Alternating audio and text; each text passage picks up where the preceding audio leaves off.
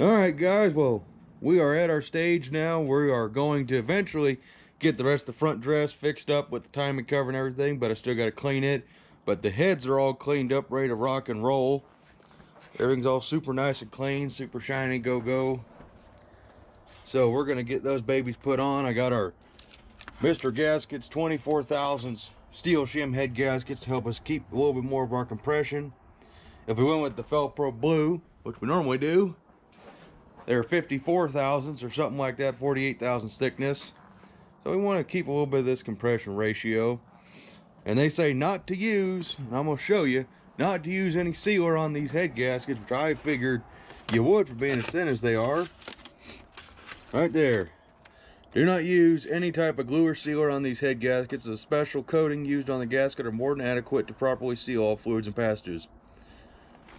So, when they leak, I got a bad feeling they're going to leak. There we are. Let's get them on there, Dad. So after a lot of fighting, finally got one of the head gaskets out. You don't want to even know what we went through to try to get this little bastard out of there. And there's a front and a back apparently, Dad. Is there? Yep.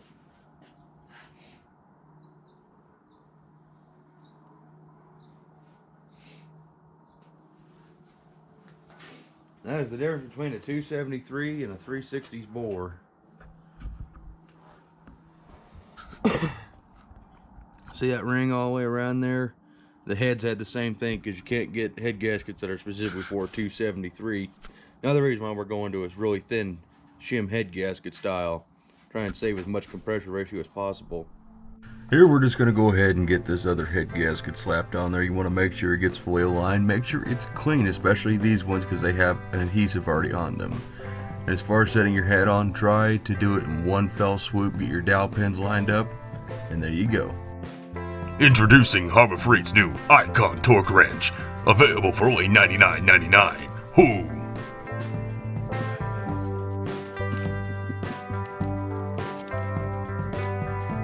Hand model.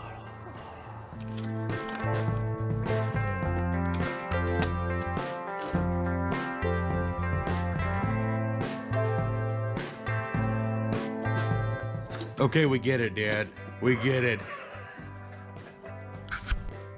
Alright, we got all of our head bolts cleaned up, and that's just something you want to do. Make sure you get all the old oil and grease and crap knocked off of them. Just a little bit of brake clean. Get them all cleaned up, because they're going to get painted anyways on the head side, so it don't really matter.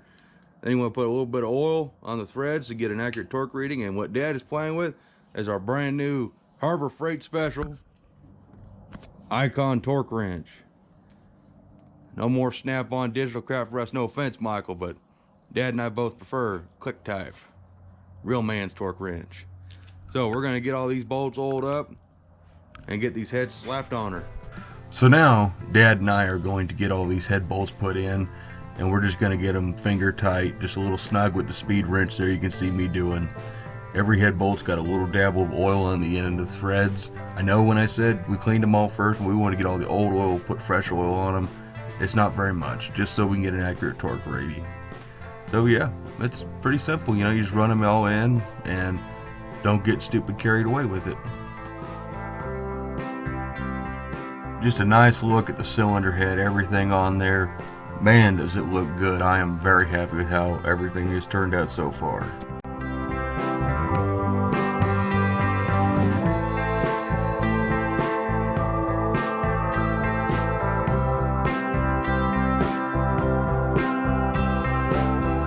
So now we're going to get all these head bolts torqued down, and in a sequence of 35, 55, and 85 foot-pounds. It's the way we've always done it, and it's never failed us in the past. Knock on wood.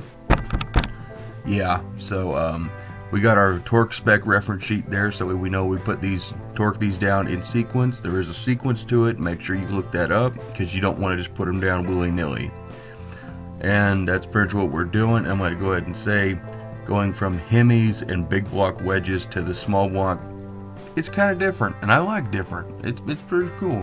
Only 10 head bolts, went on pretty easy, and you'll see me walking over to my brother's toolbox, because, hate to say it guys, but the Harbor Freight Icon Torque Wrench, did not win me over. I think we just got a bad one or something, but it wouldn't click right. I am sorry to say, but it just didn't impress me, so we ended up taking it back and we went back to the old trusty dusty.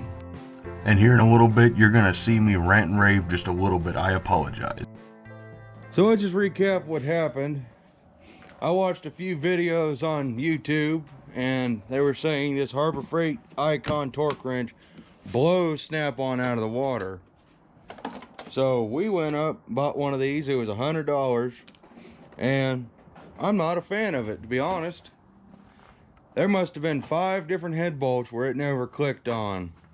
And we double checked with my brother's Snap-on, which I don't like. It's a beep, it's not a click type. And those bolts were over torqued quite a bit. I had one that went all the way to 90, and they're only supposed to be at 85 on this little engine. This has been recalibrated. Yeah, that's freshly recalibrated, so we know that's right. And hell, even my grandpa's old Craftsman in here, at least we know we can trust this thing, and this thing is ancient. That baby. So can you trust the $100 torque wrench from Harbor Freight? I guess it depends on the luck of the draw.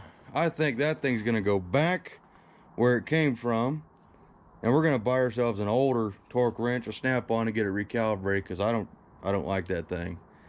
It didn't click real positively, and I don't want to trust it with an engine.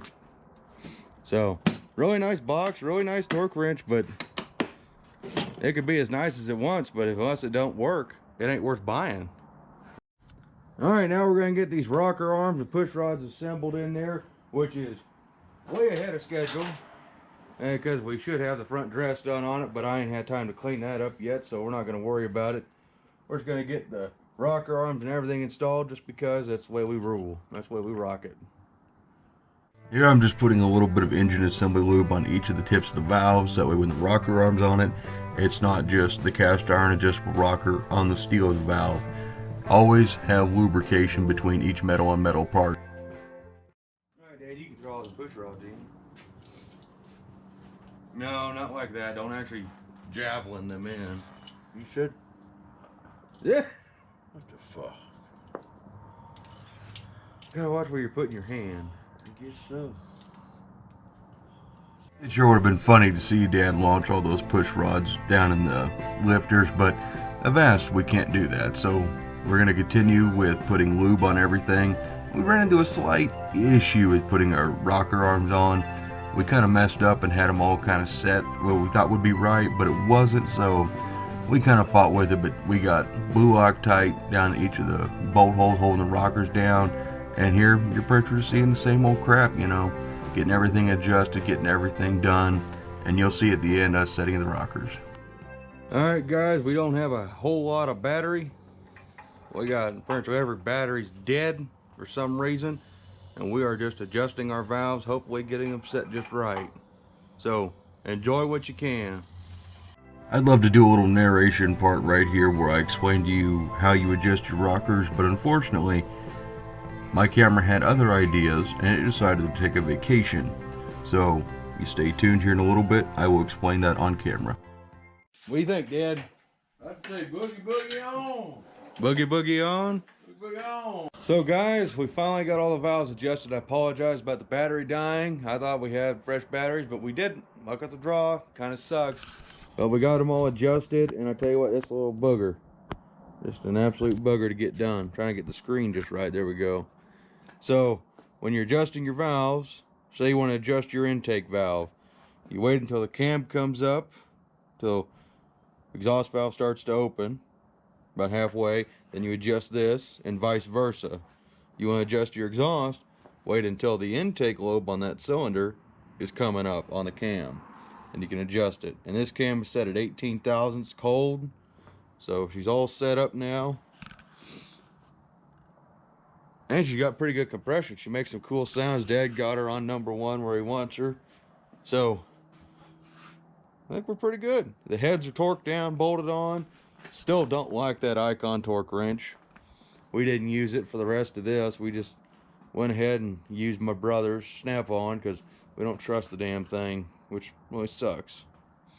But there she is, coming together slowly, piece by piece. Thanks for watching, guys.